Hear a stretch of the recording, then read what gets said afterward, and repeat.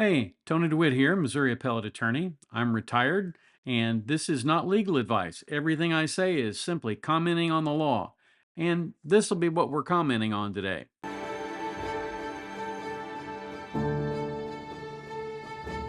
Well, it's the holidays again, and very soon we'll be coming up on Black Friday, which is an event that I take great pride in missing every year.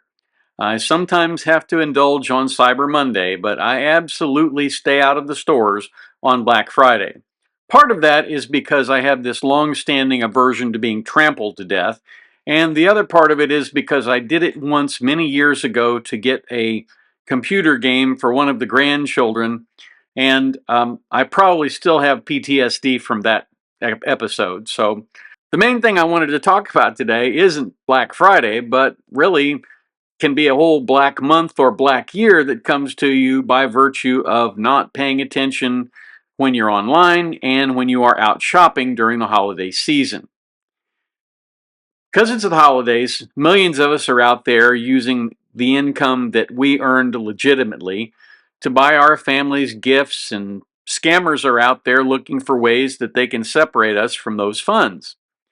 It happens routinely at this time of the year, and one of the more common things that has become a real problem in the larger cities is a phenomenon called jugging.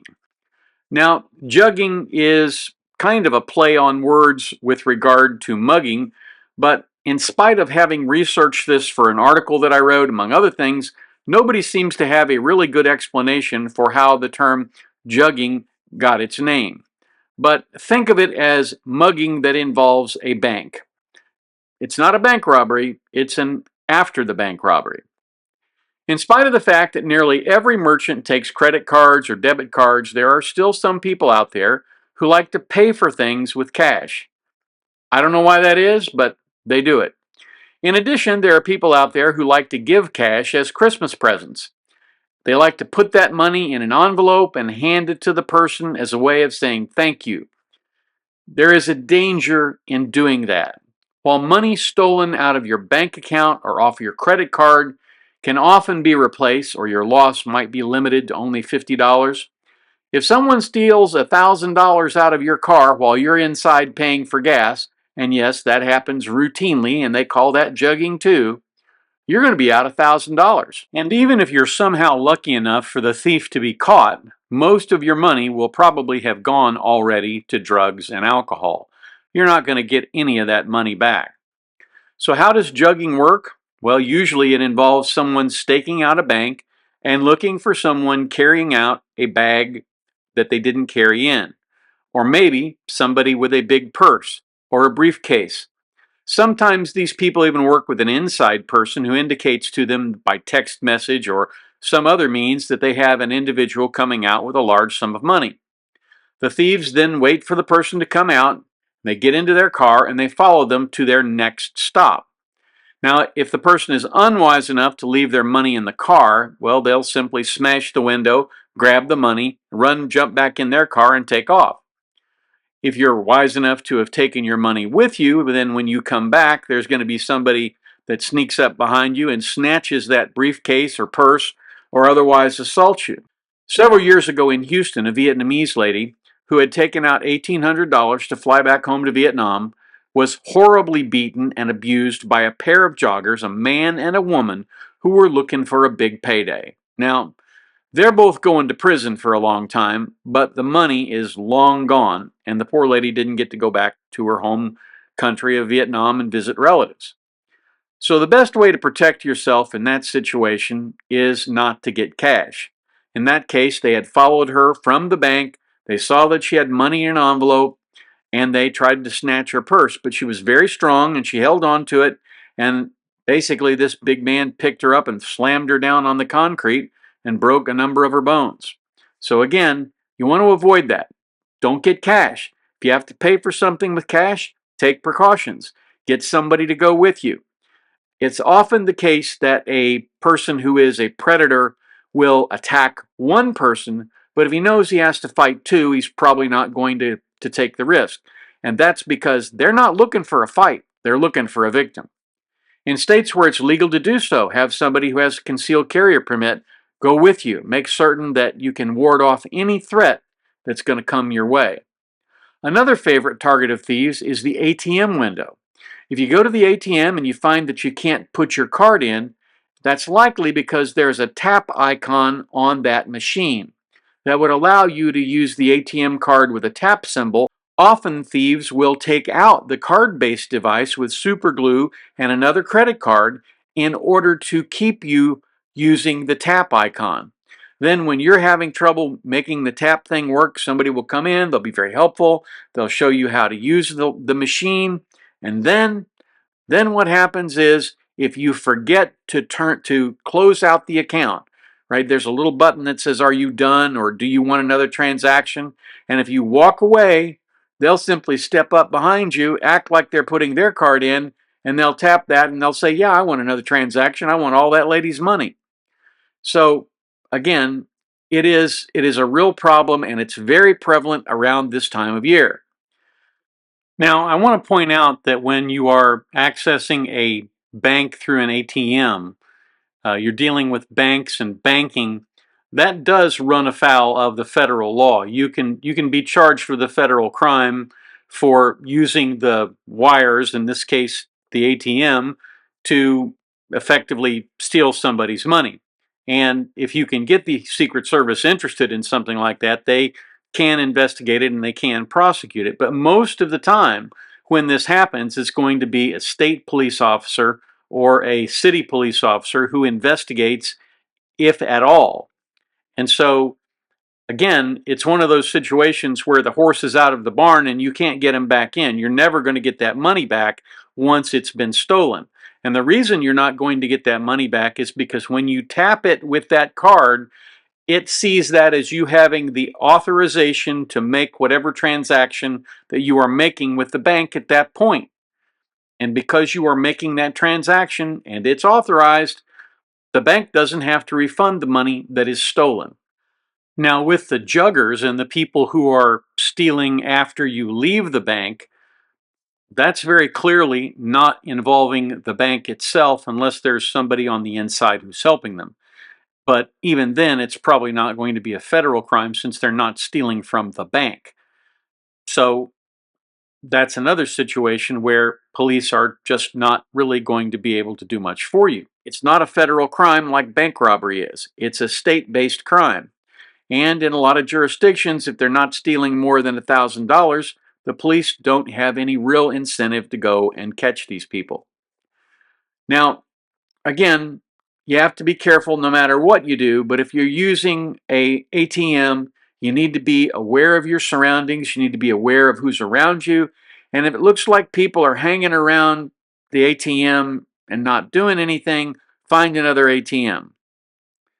So in addition to those two areas where I think people are getting hit with ATM card scams and with people doing this jugging where they're following you from the bank and stealing your money, internet-based scams are perhaps even more common. The first of those is what are called phishing emails. And of course, that's spelled PHISH, phishing emails. Victims get emails that appear to be from a legitimate retailer or service provider. Often, these scammers will go and they will copy the logo of that company. And they'll offer these great deals, or they'll send a note that says, "Please verify your account." Well, if you were to go and hover on the link, what you would see is it doesn't go to American Express. It doesn't go to Target. It doesn't go to Walmart. It goes to someplace else. So victims click on those links. They lead to fake websites that are designed to steal information or login credentials. Now, it varies widely, but losses can range anywhere from a few $100s to a few $1,000s. If you get an email and it looks strange or it asks for money, verify the sender's email address. Hover over the links to see the actual URL. Because while the link may say that it's Macy's or Target, if you hover over it, it's going to have a long chain of things that tell you that it's really a website that's in Romania, Czechoslovakia, Bulgaria, or maybe even Russia. And once they get your account information and they drain your bank account, the police aren't going to be able to find them over there in Mother Russia. Then there are the fake online stores. These are scams that involve setting up a fake e-commerce website and offering popular items at deep discounts. You're having trouble finding that PlayStation that you want? Well, we've got PlayStation 19 and it's instead of being the list price of $1,700, we'll get it to you for $700. Well, people go in and they think they're making legitimate purchases, entering credit card information and personal details, but then they never receive the goods. And of course, the reason they don't receive the goods is because there were never any goods to be sold in the first place. The, the average loss typically ranges from $50 to $100, and there are some outside cases where they're going up to $1,000 or $2,000. So here's how you avoid that. You research unfamiliar websites. You look for reviews. You check for secure payment symbols like HTTPS. And be cautious of prices that seem too good to be true. Because generally, if it looks too good to be true, it more than likely is too good to be true. Then there are the gift card scammers. These are the scammers that pose as either legitimate businesses or charities. They ask victims to make a donation or pay for their goods with gift cards. Now, the problem with this is that no legitimate charity is going to offer to take gift cards for your donation. They'll be happy to process your credit card in a Cincinnati second, but they don't take gift cards from places like Walmart, Target, or Kroger. And, perhaps more importantly, a legitimate business is going to want something like a credit card that they know they can run, or they're going to want cash or a check because gift cards, particularly multiple gift cards, aren't really going to do them very much good. They aren't what you would call fungible. They can't walk back to Walmart and get the money back from the card. Instead, what they can do is they can essentially sell it on the black market, and that's what the thieves do. They sell them on the black market. You have a $50 Walmart gift card. Well, here it is for $25. They'll take a 50% discount on that in a minute because it's virtually untraceable. So again, you have to be really careful.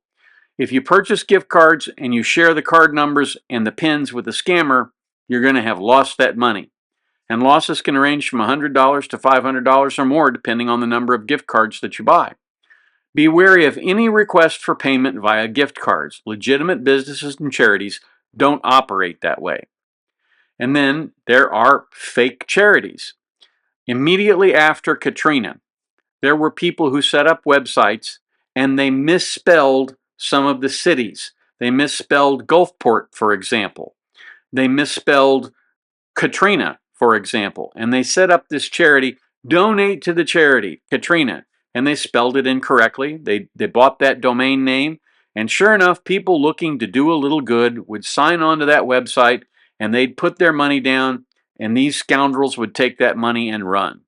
So what happens is you make the donations, they get your credit card information, and they get your personal details. So not only do they get the credit card, they get enough information to essentially steal your identity. So the loss is typically between $25 to $100 per donation, but it can be more if larger donations are solicited. You should always verify charities legitimately through platforms like Charity Navigator or the Better Business Bureau's Wise Giving Alliance. You can also use GuideStar to find this information. If you use those services, you can find basically what places you want to avoid and what places you want to actually donate to. So then there are the travel deal scams. Scammers will promote an incredible travel deal or vacation package through emails or social media ads. Victims will book non-existent trips, paying up front with credit cards, and then the trip never materializes. Losses can range from $200 to $1,000 depending on the travel package.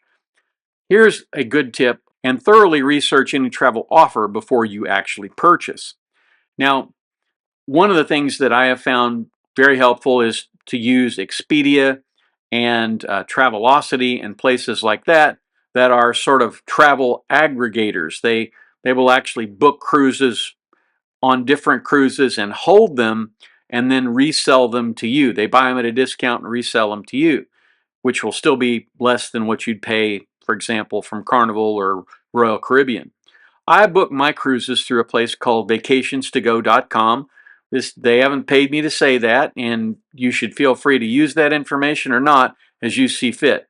I've gotten some really good travel deals through them, and I think there are a lot of places out there that do this with regard to cruises. But if you don't use a legitimate discount travel service, you don't know whether or not you're actually going to be able to take the trip. And then there are the package delivery scams like this one. And basically, what those scams involve is somebody sending you an email that says your package has been delayed, and you need to click on the link that they're going to give you, and then they'll help you track your package, and they'll get your package on your way to you. Well, they know at this time of year there are thousands of people out there buying stuff from Amazon and other places online. So lots of people will see that and they'll think, oh, gee, that sweater that I ordered for Uncle George is coming in. I bet that's what's the one. I bet that's the one that's held up in the mail. And so they'll go online. They'll basically provide all of the information, and their credit card information gets taken, and a lot of times their identity information gets taken. It is a bad deal. So losses can be pretty significant there as well. If you want to track a package, track it through the place you bought it from or through FedEx, UPS, or USPS. And don't fall for any kind of a website that doesn't have USPS.com on it, because if it doesn't say that, then you're not dealing with the actual postal service. I've heard of people doing social media gift exchanges and chain gifts. You buy a gift for somebody else and you send it to the person on the list, and then somebody else will send you a gift. Well, I mean, that's a good way to get a bar of soap for, something that you've paid $50 for. I would never participate in something like that, even if you're solicited from somebody who appears to be a friend on Facebook. And finally, just because I feel the need to say this, use strong passwords. Use unique, complex passwords for different accounts. Use capital letters, lowercase letters, and symbols. Follow the requirements of the website, but make the password one to remember. In the past, I have used the following password: IDKAYBIF22 exclamation point. And it looks random, unless you're a Taylor Swift fan. Someone in the comments tell me where that password came from. And finally, enable two-factor authentication and install security software, and don't blow right by that note from the bank that says, here's your checking account statement, because what you may find buried in that statement is a large loss of money, and you've only got so much time to report it. Also, stay informed, be aware of what the common scams in your community are. And one more thing. As Abraham Lincoln once observed, you can't believe everything you read on Facebook. Your hotel room key doesn't have your life history on it, and it can't be used to draft your bank account. About 90% of the things posted on social media are only about half right. So, as President Reagan said, trust but verify. That's what I have for you today. Thank you so much for listening. If you have any questions, drop them in the comments down below, or you can email me at the address above. Like, share, subscribe, all that stuff. Today, I was in the grocery store picking up some stuff for dinner, and a lady asked me if I could reach up on the counter and get a small can of fluff for her. For those of you who don't know what fluff is, it's marshmallow cream in a can, or I guess in a jar. So I reached up and grabbed it, and I did my one kind thing for the day. If you have the opportunity to do something simple like that for someone, please do so. It makes our world a better place. Come on back down here tomorrow. Join me at the beach. We'll talk about something else. I shouldn't have to say this, but you don't seek legal advice from a guy down at the beach. You seek it from a lawyer in a lawyer's office, where there are people running around in suits and secretaries and all kinds of other people. I'm just a YouTuber. I'm a retired attorney at this point, and although I retain my license to practice in the state of Missouri, I am not here dispensing legal advice. I'm just offering general content on the law. And here are some videos that YouTube thinks you may enjoy.